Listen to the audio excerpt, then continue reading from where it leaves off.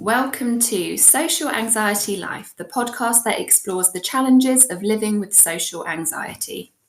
Social anxiety can be a debilitating condition that affects millions of people worldwide, making it difficult to connect with others and engage in social situations. Our podcast provides a safe space for listeners to learn about our personal experiences of social anxiety. I'm Sarah. And I'm Simon, and in episode 1, we will discuss what we perceive social anxiety to be and how it affects us. Amazing. So, do you want to start, Simon? So, how has social anxiety affected you? What have you experienced? Well, I'm guessing that social anxiety affects in a number of ways from sort of in my everyday life. So something as simple as, going to the shop. You've got to go to the shop and you've got to get your food and drink for the week. And sometimes I'm always thinking the interaction you've got to have with the person at the checkout till, even though it's not going to be very long, it does make me feel very nervous. So quite often I'll go to the self-checkout to get out of it. Yeah, to avoid that social interaction. Yeah. Do you find the same? I feel like my social anxiety has always been maybe not so every day to day. It's more when I'm put in situations with people I don't know or people I'm not comfortable with. So things like parties or like social gatherings, that's when I feel it the most. I don't necessarily really get it with things like going to the shop, but it still massively affects me and can affect me for like whole days leading up to social events. I find as well that even something like for work, I mean, we both work in a profession where you've got to project confidence with the people that you're working with, namely the children. I find it easier to teach 30 children than to do a staff meeting in front of 10 people. Yeah. I find that all the anxiety that builds up from doing it is what, once it actually happens, it's okay. Yeah. But it's almost this thinking like, have you said the right thing? Have you planned the right thing? How do you come across? The big thing for me is like what other people are thinking at the time. And that's the big basis of my sort of overthinking. Yeah, because I think there's two sides, at least for me, to social anxiety. There's like the physical, the actual symptoms like shaking, the heart rate going really fast, all that. And then you have the mental side, which is, like you said, the overthinking, worrying that you said the wrong thing, worrying what people think of you, which actually can sometimes, I find, be worse than the physical side. I find also that other people's understanding of it varies quite a lot. You get some people who get it really well. Yeah.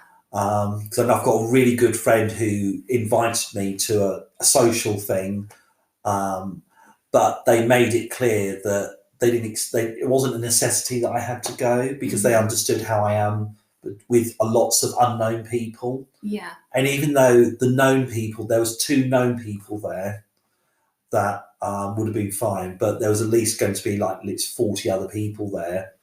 And I said no, because I knew straight away on the way there, I would have been figuring out, okay, when I get there, who's sitting there? Where do I aim for? What do I do? How do I act? If I just sit and watch, what do people think about it? If I'm not saying anything, what do people think? And quite often with things like that, I just don't go because it's easier. Yeah. Oh, yeah, I'm exactly the same. And I think we've said this before. It's who you're with. So if it's us 2 and one other person, it's okay. But if there were, say, 2 or 3 people we didn't know, that's when it becomes difficult. Yeah, I find even with friendship groups, if I go out with 2 people, one that I know really well and the other one that they know and I don't, it's usually okay because the friend is the common ground. Yeah. But if it's 2 people I don't know, that's where I find it difficult because sometimes the 3 of them can get involved in their own conversations. Yeah. And then you feel as though you haven't got anything to contribute. which makes you feel left out. Yeah. And sometimes I find I spend so much time thinking about what to say or how to respond that by the time I've thought of something, the conversation's moved on. And that can feel very awkward.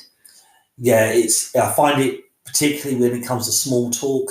You're having sort of your everyday conversations, and sometimes I don't find those quite stimulating enough. Yeah. And I'm having to overthink what I want to say. And as you say, by the time you've thought of it, the conversation's quickly moved on to something else. So it's that social sort of etiquette of how social situations work. I think there's not enough understanding of possibly maybe people who I identify as neurodivergent, or people who just find it difficult, and people I think sometimes get mislabeled as they're shy. They're just shy, they're quiet, they're introverted, they're on the spectrum or whatever. I think it's one of those things that people say they get, or people give the impression they get, but actually they don't. Yeah, I think a lot of people, not everyone, a lot of people don't actually realise how much it can affect you. And I've had that a lot where people have gone, oh, you're so quiet, you're so shy, oh, you're not saying much. And I think I don't know if they think it's helpful, but it just makes it 10 times worse. Like if you're a socially anxious person, you're very aware that you're quiet and that you're struggling. And when people point out that you're quiet, it just makes it so much more awkward. It makes you feel worse. Yeah, and when you go to the social situations, I'm thinking something like the pub. So if you're in a particular workplace, and it's things like on a Friday, it's drinks down the pub and everything. Sometimes you feel obliged to go because it's the work thing to do. And many times I've just gone anyway because that's what people think you should do. And sometimes I find it that difficult because it's a large group, there's sensory overload with the noise, there's lots of visual stimulation there, and you've almost got, particularly if it's a large group, you've got people talking over each other, you can't really make sense of things there. Not to say that I don't enjoy it, because I end up generally finding it okay with people that I know well, but I much prefer it on a smaller scale. Yeah, that's why I always get that sort of feeling of dread when I get invited to, say, a wedding or a party, anything like that. My immediate reaction is, oh gosh, I'm going to have to talk to loads of people I don't know. It's just, I already get worried about it and start overthinking, right, where am I going to go? Who am I going to talk to? All of those things. And that can build up for days before the actual event. Yeah, I think the event itself, once you are at the event, it forces you to do what you need to do. And sometimes I think the more you go to them, you do try and develop your own strategies for dealing with it. But it's difficult. It's really difficult because it's that initial, when you go into the room or wherever it is, you've almost got to mentally prepare yourself for okay, this is the layout of the room. This percentage of people I know, these people I don't know.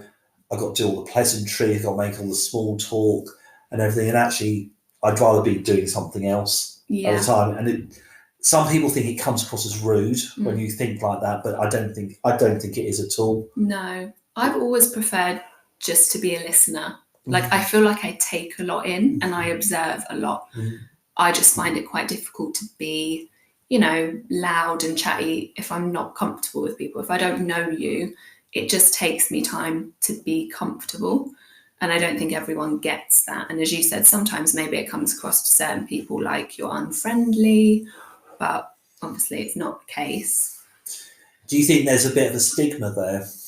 Oh, definitely. Yeah, I just think there's a lack of understanding when it comes to social anxiety. And as you said, some people are really good at trying to understand it, but some people just don't get it, which is why I think this podcast is so great, because we're talking about it. It's important to have these conversations. And actually, I've probably talked more about social anxiety since we've been friends. I don't feel like I really used to talk about it before.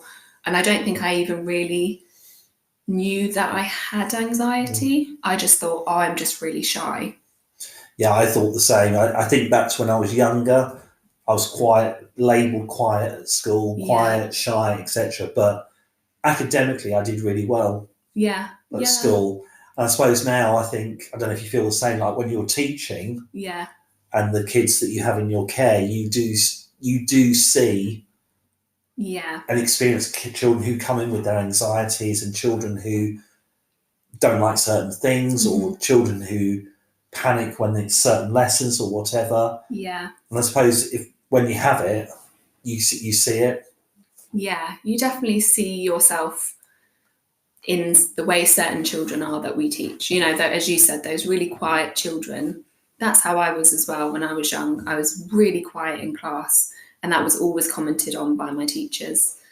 And I just always thought, oh, I'm just a really shy person. And it was only as I got older, I sort of recognised like, oh, it's a bit more than that. And actually, like, I think when I probably got into my 20s was when I noticed it more, like, wow, it's really in social situations that I really struggle. That anxiety comes out. And then when things like panic attacks, when those start happening, that's when you're like, right, this is an actual thing that I'm going to have to try and work through. Yeah, I find that it crosses over with being on the autism spectrum. I mean, I'm not diagnosed formally, but I think I have quite a lot of traits of it. And I think that a lot of the social stuff, because it's all encompassing for me. I think even with people that I know really well, sometimes I still get it with them. Not so much now, because I think gradually over time you have strategies that you try and put in place, as I said before, that you almost sort of push your way through it, and actually it shouldn't be like that. Yeah. You get people on the flip side who are extroverted, who are neurotypical, who they seem to cope better. Although sometimes they tell me they still find it anxious and whatever, but not to the extent I think we find it. Yeah. I think you can get different levels, can't you? Because there are some people that have the social anxiety and are introverted, and it's really obvious. But then you have people where, as you said, you wouldn't necessarily know they are introverted or that they have anxiety until they tell you that that's what they have. So, but I mean, from this podcast, hopefully we can just kind of normalize it a bit and talk about our experiences of it and kind of things that we've developed as we've got older that have kind of helped us cope with it better. I mean, we don't have all the answers, but I think we've maybe come up with some strategies and things that maybe can be helpful to some people. I think so. I think if there's a lot of people out there who I would hope empathise or buy into what we're saying, and I think if people feel confident enough to share their experiences with us, then I think that would be more than helpful. But I think that there's a lot out there, and I think social anxiety, you can break it down into lots of different situations, which I know we're going to talk about in later podcasts. Yeah. Well, I think next episode, because this was just kind of our little introduction to our podcast, introducing ourselves. Next episode, episode 2, we're going to talk about kind of everyday social situations, so the everyday anxieties, and how we deal with them. And as I said, we'll talk about our personal experiences with it and hopefully have a bit of a laugh as well. Lovely. Thanks for listening. Thanks for listening. Tune in next week for episode 2.